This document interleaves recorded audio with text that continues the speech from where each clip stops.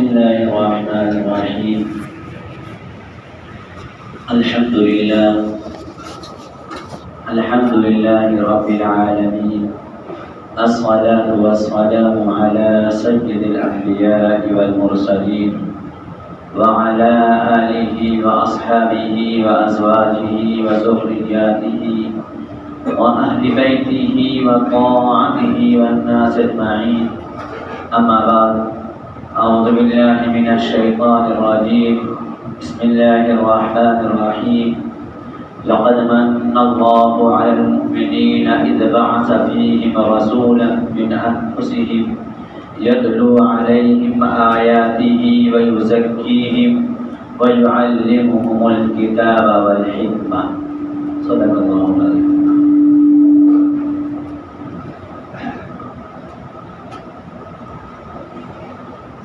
میرے بھائیوں، دوستوں، بزرگوں، گزشتہ کافی دنوں سے آپ حضرات کے سامنے آقا نامدار تاجدار مدینہ احمد مجتبیٰ محمد مصطفیٰ صلی اللہ علیہ وسلم کی سیرت طیبہ اور حیات پاک کا تذکرہ چل رہا ہے. بات یہ چل رہی تھی کہ خانہ کعبہ کی تعمیر قریش مکہ نے کرنے کا ارادہ کیا اور یہ اعلان کیا کہ اپنا خالص مال، محنت و مزدوری سے کمائے ہوئے مال، اپنے حلال پیسے کو اللہ کے گھر کی تعمیر پہ لگائیں، کعبہ کی تعمیر پہ لگائیں. اب مکہ کے اندر یہ اعلان ہو گیا، ہر آدمی اپنے خالص مال کو لگانے کی کوششیں کرنے لگا. ہر بچہ، بڑا، بوڑھا سب مل کر کعبہ کی تعمیر میں محنت کرنے لگے. خانہ کعبہ کے متعلق آپ کے سامنے یہ بات بھی گزشتہ ہفتہ آئی تھی کہ یہ جو حتیم کا حصہ ہے یہ اصل میں کعبہ کا ہی حصہ ہے. قریش مکہ کے پاس خالص پیسہ کم ہو جانے کی وجہ سے اللہ کا قدرت تھا کہ اللہ نے ان کے پیسوں میں کمی کر دیا تاکہ بعد میں آنے والے امت مسلمہ کے وہ غریب طبقہ، وہ بیچارہ لاچار و مجبور جو تھوڑے تھوڑے اپنے مالوں کو جمع کر کے اللہ کے گھر کی محبت میں جائے تو اللہ کے گھر میں داخل ہونے سے محروم نہ رہے بلکہ اللہ کے گھر میں داخل ہونے کی سعادت اسے مل جائے. اللہ نے مکہ والوں کے پیسے میں کمی کر دیا کہ کعبہ کو آدھے کر کے حتیم کا حصہ بنوا دیا کہ لوگ جو حج کے لیے، عمرہ کے لیے جاتے ہیں اس حصے میں داخل ہوتے ہیں، نماز پڑھتے ہیں، دعائیں مانگتے ہیں. بہرحال جب کعبہ کی تعمیر ہونے لگی، لوگ پتھروں کو اٹھا اٹھا کر لا رہے تھے. ہمارے اور آپ کے نبی شہنشاہ کون و مکان محمد رسول اللہ صلی اللہ علیہ وسلم بھی لوگوں کے ساتھ پتھریں اٹھا کر لا رہے تھے.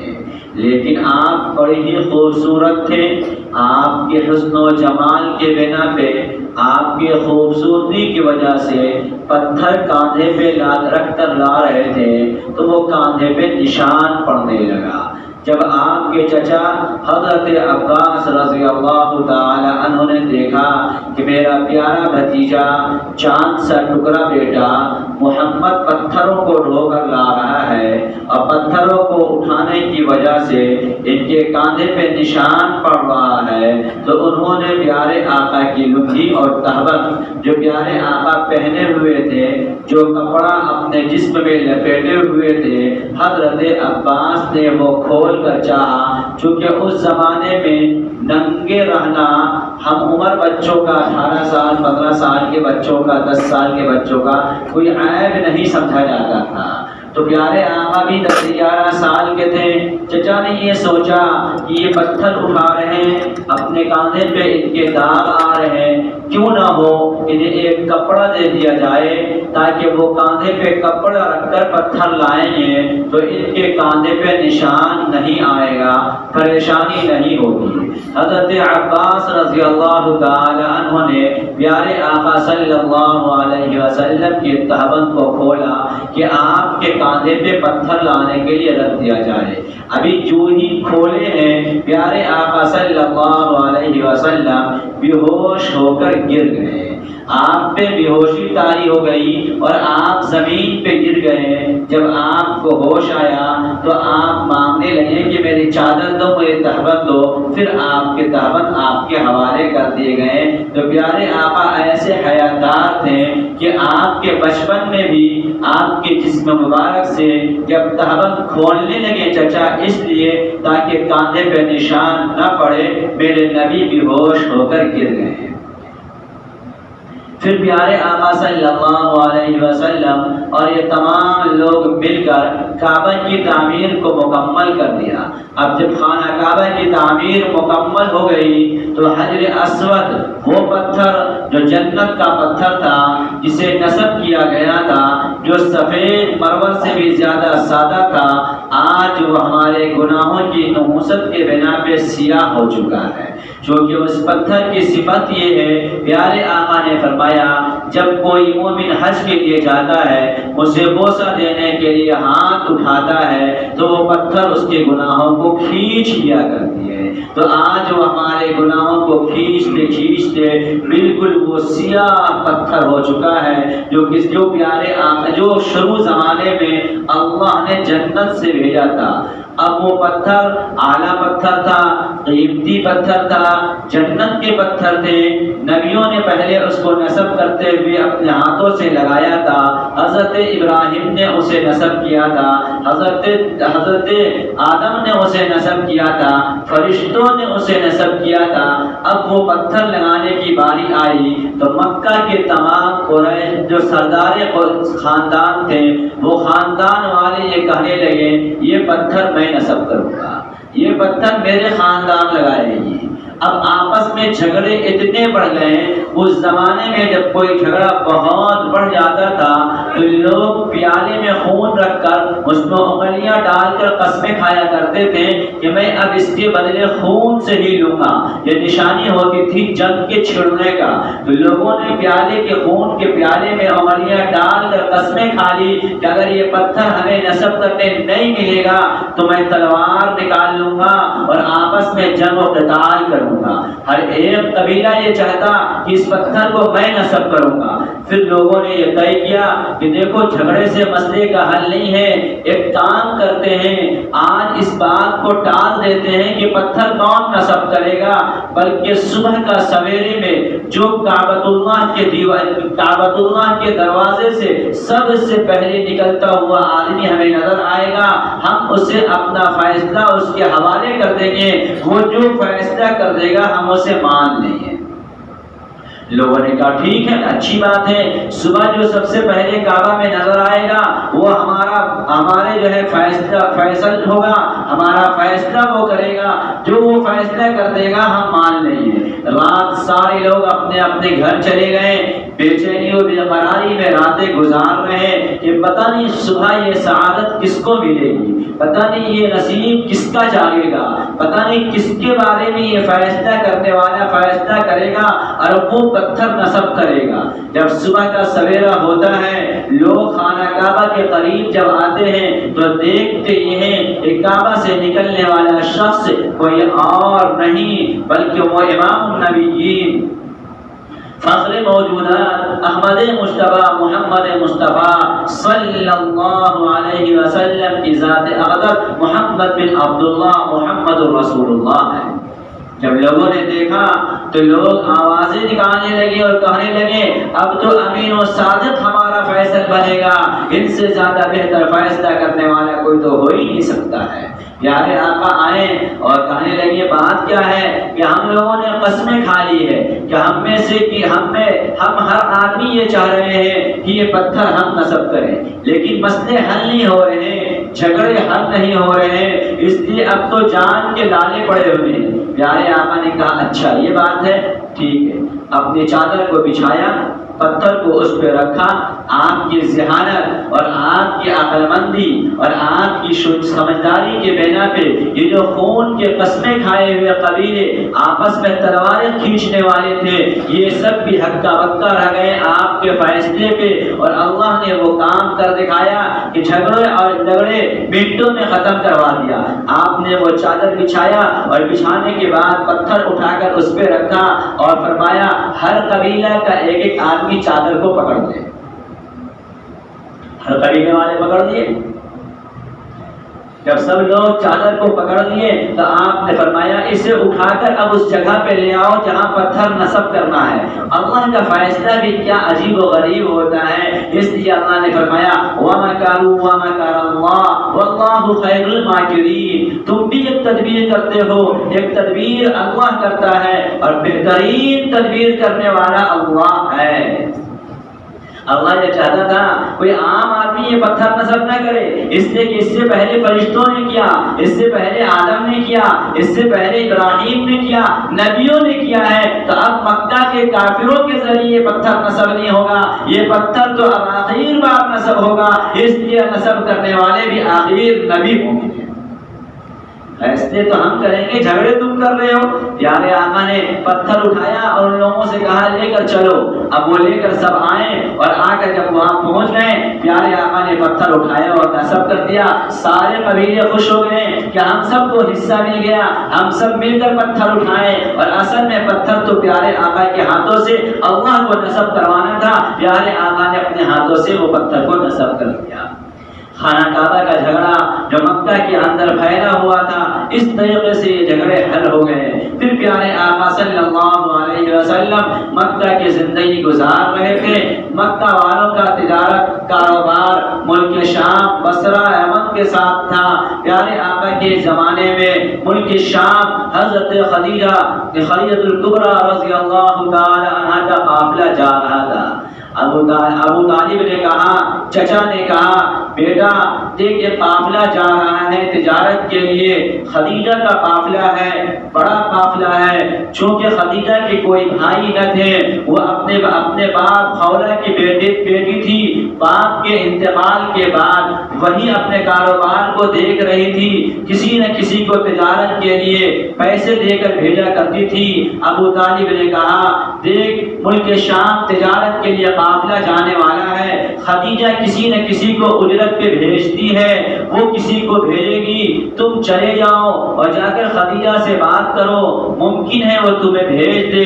حضرت پیارے آقا صلی اللہ علیہ وسلم نے فرمایا چچا اگر تجارت پہ میرا جانا ہوگا تو میں خدیجہ کا مال لے کر، تو خدیجہ خود میرے پاس خبر بھیجے گی، میں خدیجہ کے پاس جا کر نہیں کہوں گا کہ مجھے تم اپنا مال تجارت تو میں بیچنے کے لیے جاؤں گا اور مجھے اجرت پہ رکھ لو۔ پیارے آقا نے یہ بات کہا تھا۔ پھر حضرت خدیجہ اپنے ایک غلام کو پیارے آقا کی خدمت میں بھیجی، چونکہ پیارے آقا کی امانت و دیانتداری، پیارے آقا کی صداقت، پیارے آقا کی تجارت کی مہارت، پیارے آقا کی سچائی، پیارے آقا کے حسن اخلاق مکہ کے بچے جان رہے تھے۔ مکہ کے گھروں میں یہ آوازیں پہنچ چکی تھی کہ عبداللہ کا یتیم جو آیا ہے اس سے زیادہ سچا دنیا میں کوئی نہیں آیا ہے، اس سے زیادہ سچا صداقت والا کوئی نہیں ہے، وہ بچہ بھی سچ بولتا ہے، اس کی زندگی سے کبھی جھوٹ نہ نکلی ہے، کسی نے اس کی بات جھوٹ سنا نہیں ہے۔ بچپن میں ہی اپنے چچا کے ساتھ تجارت میں گیا تو وہ تجارت میں مہارت اسے لوگوں نے دیکھا، جو بڑے بڑے تاجر فیلئر نظر آ رہے تھے ان کے سامنے، تو یہ آوازیں خدیجہ کے کانوں میں بھی پہنچ چکی تھی، خدیجہ کے چوکھٹ پہ بھی یہ آوازیں جا چکی تھی۔ تو خدیجہ نے سوچا جب آج ملک شام ہمارا قافلہ جا رہا ہے، کسی نہ کسی کو اجرت پہ مجھے بھیجنا ہے، تو کیوں نہ ہو ایسے امین و صادق ایسے ماہر تاجر کو بھیجا جائے جس سے نفع زیادہ ہو۔ چنانچہ اس نے حضرت خدیجہ کے پاس خبر بھیجی کہ میرے سامان تجارت لے کر آپ جاؤ۔ حضرت پیارے آقا نے جا کر بات کیا، میں تمہارے سامان تجارت لے کر جاؤں گا، تم مجھے کیا اجرت ہوگی؟ کہا دیکھو میرے جو بھی سامان تجارت لے کر جایا کرتے ہیں میں اسے 2 جوان اونٹ دیا کرتی ہوں اجرت میں، لیکن میں تمہیں 4 اونٹ دوں گی، ڈبل دوں گی اگر آپ میرے مال کو تجارت میں لے کر چلے جاؤ۔ پیارے آقا نے کہا ٹھیک ہے۔ کہ میرے ساتھ کون رہیں گے؟ کہ آپ کے ساتھ میرا اپنا غلام میسرہ بھی رہے گا جو آپ کی خدمت کے لیے خالص رہے گا، باقی اور لوگ بھی آپ کے ساتھ رہیں گے، تجارت کا سامان آپ لے کر جائیں، خرید و فروخت کریں، آپ کو 4 نوجوان اونٹ دیے جائیں گے، سب کو 2 ملتے ہیں، آپ کو میں 4 دوں گی، ڈبل دوں گی۔ پیارے آقا تیار ہو گئے، ملک شام تجارت کے لیے سامان لے کر چلے گئے۔ جب جا رہے راستے میں بہت سارے عجائب جو میسرہ نے دیکھا کہ آپ چل رہے، دھوپ کی تمازت کے وقت میں آپ پہ بادل کیا جا رہا ہے۔ جب آپ بصرہ پہنچتے ہیں، بصرہ پہنچنے کے بعد ایک پیڑ ایک درخت کے نیچے پڑاؤ ڈالتے ہیں۔ جب آپ پڑاؤ ڈالتے ہیں، نستور نامی ایک راہب تھا، ایک پادری تھا، اپنے علم کا مہارت رکھنے والا تھا، وہ نکل کر اپنے جو ہے عبادت خانے سے باہر آ جاتا ہے اور آ کر پوچھتا ہے ان کے ساتھ اور کون ہے؟ میسرہ نے کہا کہ میں ہوں۔ تو پیارے اس نستور نے کہا دیکھ یہ میسرہ تو ان کے ساتھ ہے، تو ان کی خدمت ٹھیک سے کرنا، چونکہ میں اپنی کتابوں میں پڑھا ہوں ایک آخر نبی آئیں گے، وہ آخر نبی کوئی اور نہیں یہی ہے۔ میسرہ نے کہا آخر کیا بات ہے؟ آپ نے کیسے یہ سمجھا کہ وہ یہی نبی ہے؟ کہا اس درخت کی خاصیت یہ ہے کہ اس درخت پہ اس درخت کے نیچے حضرت عیسیٰ پہلے بیٹھے تھے، حضرت موسیٰ بیٹھے تھے، دوسرے نبی بیٹھے تھے، اس کے بعد سے کوئی نہیں بیٹھا تھا۔ میں نے اپنی کتاب میں جب تلاشا اور دیکھا کہ اس درخت کے نیچے کوئی کیوں نہیں بیٹھتا ہے، تو ہماری کتاب میں ملا کہ اس درخت کے نیچے اب آخری میں وہی آدمی بیٹھے گا اس امت کا آخر نبی ہوگا۔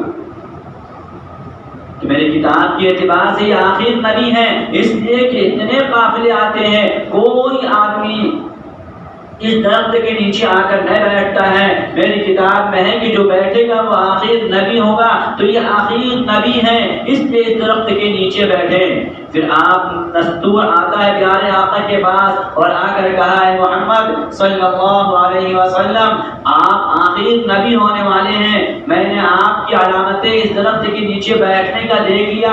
میسرہ نے جو بتایا کہ راستے میں آپ کے اوپر کوئی سایہ چلتا ہے، بادل چلتا ہے، آپ کو دھوپ نہیں لگتا، ان چیزوں سے تو مجھے معلوم ہو گیا، لیکن ذرا سا آپ اپنا پیٹھ اپنا شانہ کھول کر دکھائیے تاکہ میں دیکھ لوں۔ میری کتاب میں ہے کہ آپ کے دونوں منہ کے درمیان میں مہر نبوت ہوگا، وہ میں دیکھ لوں۔ جب پیارے آقا کا مہر نبوت دیکھا تو کہنے لگا کہ دیکھیے آپ ہی آخر نبی ہیں، اگر اللہ نے مجھے لمبی عمر دی اور میں زندہ رہا تو میں آپ کے ہاتھ پہ ایمان لاؤں گا، لیکن میں ابھی ہی آپ کی اسی عمر میں نبوت سے پہلے ہی میں آپ کو اپنا نبی مان لیتا ہوں کہ آپ ہمارے نبی ہیں۔ لیکن بات یاد رکھنا محمد، جب آپ کو نبوت ملے گی اور آپ نبی بنائے جائیں گے تو یہی مکہ والے جو آپ کو امین و صادق کہہ رہے ہیں یہ آپ کے دشمن بن جائیں گے اور آپ نکال دیے جائیں گے، آپ کو مکہ چھوڑنا پڑ جائے گا۔ محمد رسول اللہ صلی اللہ علیہ وسلم نے کہا نستور کیا کبھی ایسا بھی ہو سکتا ہے کہ ہمیں مکہ والے ہمارے دشمن بن جائیں، ہمیں مکہ سے نکال دیں؟ نستور نے کہا ہاں میری کتابوں میں یہی ہے کہ آپ کو مکہ چھوڑنا ہوگا، آپ کے اپنے لوگ بھی دشمن ہو جائیں گے، اور یہ کوئی نئی بات نہیں ہے محمد، یہ تو ہر نبی کے ساتھ ہوا ہے کہ جب وہ نبوت کا اعلان کیے تو ان کے دشمن تیار ہو گئے، جب آپ بھی نبوت کا اعلان کریں گے تو آپ کے بھی دشمن تیار ہو جائیں گے۔ نستور نے یہ ساری باتیں پیارے آقا صلی اللہ علیہ وسلم سے کہہ دیا۔ پیارے آقا آپ نے تجارت کرتے رہے، تجارت کے بعد جب واپس آئے تو جو عام مرتبہ قافلہ جاتا تھا، جتنا نفع خدیجہ کو لا کر دیتا تھا، اس بار محمد بن عبداللہ محمد رسول اللہ صلی اللہ علیہ وسلم 2 گنا نفع لا کر دیے، 2 گنا فائدہ ہوا، پیارے آقا نے لا کر دے دیا۔ حضرت خدیجہ خود بات روایت لکھنے والوں نے لکھا کہ حضرت خدیجہ نے خود دیکھا، بات نے کہا کہ میسرہ نے آ کر بیان کیا۔ بہرحال فرماتی ہے حضرت خدیجہ کہ میں جب قافلہ واپس آ رہا تھا، میں اپنے چھت سے اس زمانے کا چھت جیسا بھی ہو اس چھت سے میں دیکھ رہی تھی قافلہ کے آتے ہوئے، تو مجھے یہ نظر آ رہی تھی کہ کوئی قافلہ کے آگے آگے چلنے والا اپنی سواری پہ چل رہا ہے، درختیں جھکتے جا رہے ہیں اور جو ہے بادل اس کے اوپر سایہ کیے ہوا ہے۔ جب میسرہ نے آیا اور آ کر بتایا کہ یہ بات محمد کے ساتھ تھی تو میرے دل میں محمد کے لیے جگہ بن گئی، اور محمد نے جو ہمیں نفع دیا وہ پہلے لوگوں سے بہت زیادہ نفع حاصل ہوا۔ حضرت خدیجہ فرماتی ہیں پیارے آقا کو میں نے وہ اجرت جو ان سے وعدہ تھا میں نے ان کو دے دیا۔ حضرت پیارے آقا واپس تشریف لے گئے، لیکن میرے دل کے اندر یہ بات تھی کہ یہ بڑا امین و تاجر انسان، امین و صادق انسان ہے، بڑا ہی نفع بخش انسان ہے، کیوں نہ ہو مجھے کوئی دیکھ بھال کرنے والا آدمی چاہیے۔ محمد سے اگر میرا نکاح ہو جاتا تو میرے تجارت کی بھی مسئلے حل ہو جاتے اور اتنے پاک دامن انسان مل جاتا۔ لیکن میں یہ سوچنے لگی کہ کہاں میرا عمر 40 سال اور کہاں یہ نوجوان چھڑیرا بدن خوبصورت کہ جس کے سامنے چاند شرما جائے، ایسے خوبصورت نوجوان سے ہمارا رشتہ بھلا کیسے ممکن ہے؟ پھر بھی میں نے اپنی سہیلی نفیسہ سے تذکرہ کی اور کہا کہ دیکھو محمد بڑا ہی حسین و جمیل تو ہے ہی، تجارت میں بڑا ماہر ہے، اس بار میں تجارت کا مال لے کر گیا تو ڈبل فائدہ لا کر دیا، تو میں یہ چاہتی ہوں کہ محمد سے میں نکاح کر لوں۔ نفیسہ کہتی ہے کہ میں جا کر بات کرتی ہوں، اگر محمد تیار ہو جاتے ہیں تو اچھی بات ہے۔ وہ آتی ہے، آ کر پیارے آقا کے سامنے یوں تذکرہ کرتی ہے محمد تو نکاح کیوں نہیں کرتے؟ اب شادی کر لے، اب تیری عمر ہو گئی ہے۔ محمد رسول اللہ صلی اللہ علیہ وسلم مسکرانے لگتے ہیں اور کہنے لگتے ہیں میں نکاح کروں گا، لیکن کوئی پاک باز، کوئی پاکیزہ سیرت کوئی مل جائے اس سے ہم نکاح کر لیں گے۔ پیارے آقا کے پاس آنے والی نفیسہ نے کہا اگر آپ کا نکاح خدیجہ سے کر دیا جائے؟ پیارے آقا نے کہا خدیجہ تو مالدار ہے، پاک سیرت اتنی ہے کہ اس کے پاک بازی کے بنا پہ تو مکہ والے اس کے نام خدیجہ کے بجائے اس کو جو ہے دوسرے القاب دیا کرتے ہیں، طاہرہ کہا کرتے ہیں۔ اب میں اس سے اور پھر ان کے پاس تو بڑے بڑے لوگوں کا نکاح کا پیغام گیا، لیکن خدیجہ تو ٹوٹی ہوئی دل ہے، چونکہ بعض سیرت لکھنے والوں نے لکھا کہ اس سے پہلے پیارے آقا کی حضرت خدیجہ کے 3 شادی ہو چکی تھے، بعض نے 2 لکھا، بہرحال 2 یا 3۔ پیارے آقا کہنے لگے کہ خدیجہ کا ٹوٹا ہوا دل ہے، اس نے تو شادی سے ہی توبہ کر لیا ہے کہ نہیں، بڑی زخمیں لگ چکے ہیں، شوہر کا انتقال ہو گیا ہے اور کوئی مجھے ایک طلاق دے دیا، اس لیے اب میں نکاح نہیں کروں گی۔ نفیسہ نے کہا محمد اگر تم تیار ہو جا تو میں بات کرتی ہوں، میں ان سے تذکرہ کرتی ہوں، وہ تو میری سہیلی ہے، مجھ سے بنتا ہے، میری دوست ہے، میں یوں ہی اس سے کہہ کر دیکھتی ہوں۔ پیارے آقا نے بس یوں ہی مسکرا کر ہنس کر یہ جواب دے کر ختم کر دیا۔ حضرت خدیجہ کے بعد نفیسہ جاتی ہے اور جا کر کہتی ہے دیکھ محمد بھی تیار ہیں، میں نے بات کیا، لیکن محمد یہ کہہ رہے ہیں کہ خدیجہ کے پاس تو جتنے بڑے بڑے لوگوں کے رشتے آئے ہیں، سرداروں کا رشتہ آیا ہے، مکہ کے قریشیوں کا رشتہ ان کے یہاں آیا ہے، تو اس نے تو یہ کہہ کر ٹال دیا کہ نہیں میں نہیں کروں گی شادی، میرا دل ٹوٹا ہوا ہے، اب مجھے کسی پہ اعتماد و بھروسہ نہیں ہو رہا ہے۔ تو یہ بات کہا جس سے اندازہ ہوتا ہے کہ محمد تیار ہو جائیں گے اور وہ اپنے طور پہ تیار ہے۔ پھر حضرت محمد رسول اللہ صلی اللہ علیہ وسلم کی ان باتوں کو سننے کے بعد حضرت خدیجہ نے اپنے چچا زاد بھائی نوفل کو بلایا اور عباد کو بلوایا جو ان کے رشتے میں چچا ہوتے تھے، ان لوگوں کو بلا کر کہا کہ میں اب نکاح کرنا چاہتی ہوں اور میں یہ چاہتی ہوں کہ محمد سے نکاح کروں۔ لوگوں نے کبھی محمد سے تمہارا نکاح؟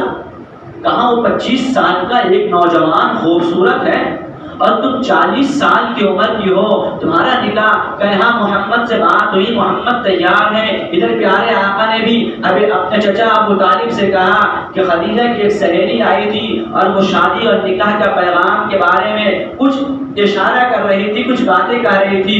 ابو طالب بھی تیار ہو گئے کہ محمد جب وہ پیشکش کر رہی ہے جن کے پاک بازی کا چرچا مکہ میں ہے اور پھر جن کے پاس بڑے بڑے سرداروں نے پیغام دیا ہے وہ انکار اظہار کر دی، آج وہ اگر تیار ہیں، تم تیار ہو تو شادی ہو جانی چاہیے۔ پیارے آقا بھی تیاری کا اپنے اظہار فرمایا۔ پھر ابو طالب اور خاندان کے 2-4 لوگ حضرت خدیجہ کے یہاں گئے۔ ابو طالب نے نکاح کا خطبہ پڑھا اور پیارے آقا صلی اللہ علیہ وسلم کا نکاح حضرت خدیجہ سے کر دیا۔ حضرت خدیجہ رضی اللہ تعالی عنہ رخصت ہو کر ابو طالب کے گھر آ جاتی ہے، چونکہ ابو طالب کی کفالت، اب محمد کی کفالت ابو طالب فرما رہے تھے۔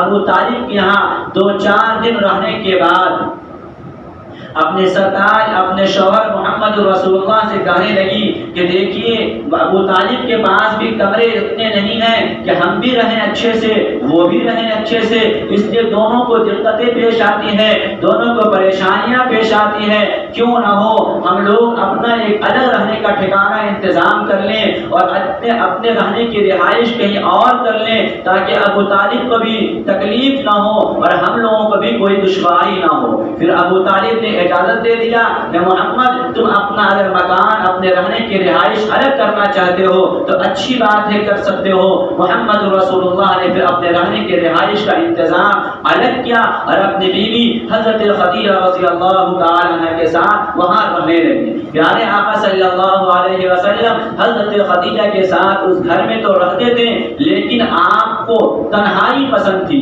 آپ لوگوں کی بھیڑ میں لوگوں کے ساتھ رہنا، زیادہ باتیں کرنا، زیادہ ادھر ادھر کی گپیں کرنا آپ کو پسند نہ تھا۔ آپ عام طور پہ غار حرا عبادت کرنے کے لیے، ملت ابراہیمی کے مطابق عمل کرنے کے لیے اور اپنے رب کی تلاش و جستجو میں اپنے رب کی حکمت سے تمام کائنات کے بنائے ہوئے آسمان و زمین پہ غور و خوض کرنے کے لیے غار حرا تشریف لے جایا کرتے تھے۔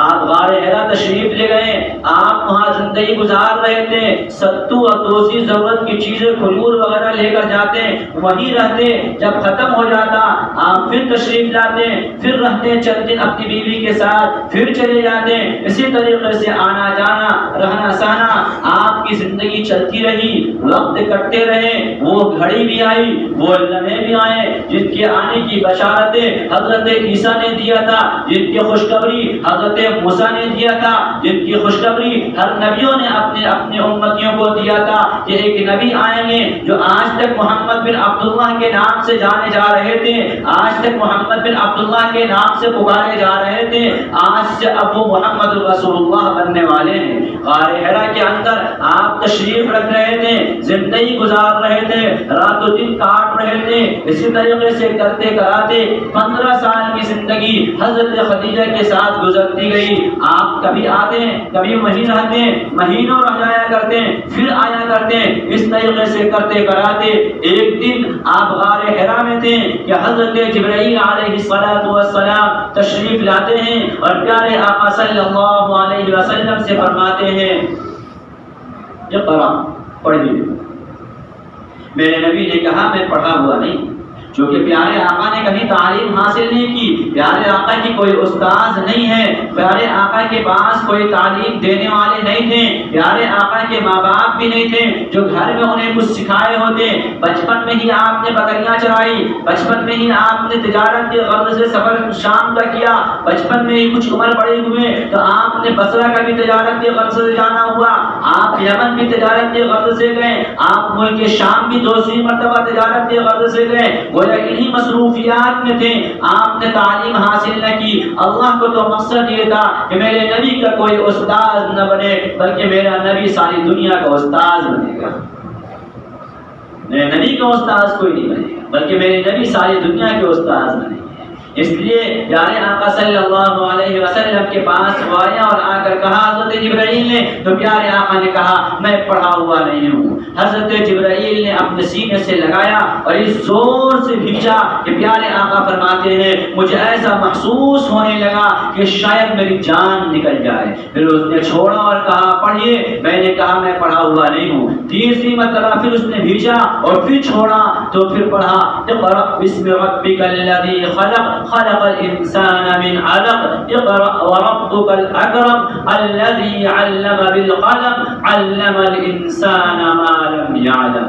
یہ 5 آیتیں لے کر حضرت جبرائیل آئے. حضرت جبرائیل کے جانے کے بعد پیارے آقا کے اندر تپتپاہٹ، تھر تھری، ٹھنڈک سے محسوس ہونے لگی کہ آپ وہاں سے سیدھے گھر آتے ہیں اور آ کر کہتے ہیں زملونی زملونی، مجھے کچھ اڑا دو، مجھے چادر ڈال دو، مجھے ڈر محسوس ہو رہا، مجھے تپتپی ہو رہی ہے. حضرت خدیجہ رضی اللہ تعالی عنہ نے ان پہ کمبل اور چادر کو ڈال دیا. پھر پیارے آقا کہنے لگے یا حضرت خدیجہ مجھے ایسا محسوس ہو رہا ہے اب میری جان نکل جائے گی. میرے پاس کوئی انوکھا آیا تھا، کوئی نورانی چہرہ آیا تھا اور آ کر اس نے میرے ساتھ ایسا کیا. حضرت خدیجہ نے تسلی دی، تسلی کے جملے استعمال کیے. ان جملے کو سوچو، سنو اور پھر یہاں سے جانے کے بعد اپنی زندگی کو غور کرنا. پیارے آقا نے کہا، جب کہا مجھے ڈر محسوس ہو رہا، مجھے اپنے جان کے خطرے لگ رہے ہیں، اس لیے مجھے اڑا دو، مجھے خوف لاحق ہو گیا. تو حضرت خدیجہ نے کہا اے محمد، اے میرے سرتاج، آپ کو میرا رب ضائع و برباد نہیں کرے گا. کیوں؟ اس لیے کہ آپ تو بے سہاروں کو سہارا دیتے ہیں. آپ کو میرا رب ضائع نہیں کرے گا. کیوں؟ اس لیے کہ آپ تو بھوکوں کو کھانا کھلاتے ہیں. آپ کو میرا رب ضائع نہیں کرے گا اس لیے کہ آپ تو یتیموں کے سروں پہ شفقت کا ہاتھ رکھتے ہیں. کون سی صفت گنوا رہی ہیں؟ وہ صفتیں جو پیارے آقا کی زندگی میں نبوت سے پہلے تھی، جو انسان کی حفاظت کے ذرائع، حفاظت کے ضامن ہے. گویا کہ حضرت خدیجہ انہی صفت کو بیان فرما رہی. آپ کیسے برباد ہو جائیں گے؟ آپ تو بے سہاروں کو سہارا دیتے ہیں. آپ کو اللہ کیسے برباد کر دے گا؟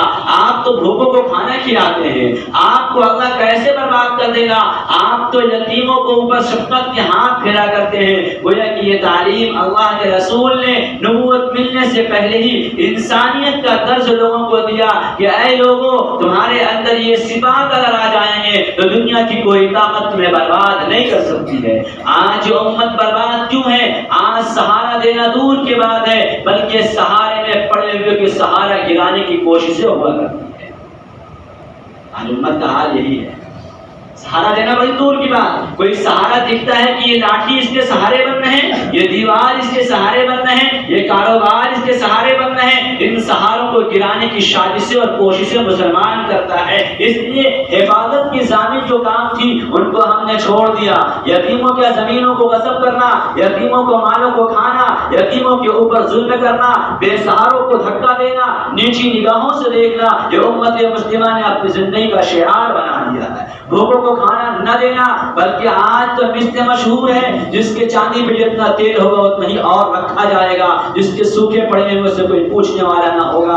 آپ اپنے معاشرے، اپنے سماج میں نظریں اٹھا کر دیکھیں تو پتہ یہ چلے گا جس کے یہاں فاتح ہو رہے ہیں اس کے دروازے پہ کوئی نظر نہیں آئے گا، جن کے یہاں دیگے چڑھ رہے ہیں وہاں بھیڑ نظر آئے گی. تو آج ہمارے حالات جو یہ ہیں یہ ایسے ہی نہیں ہیں جو ہم اپنے آپ کو رونا روتے ہیں. یہ حالات تو اس لیے ہے کہ جو ذرائع کی حفاظت کی، جو ذرائع کی عزت کی، جو ضامن کا عزت کا، جو سربلندی کا ذریعہ تھا، جو پیارے آقا نے نبوت سے پہلے بھی عطا کیا تھا، ہم نے اسے پسے پش ڈال دیا.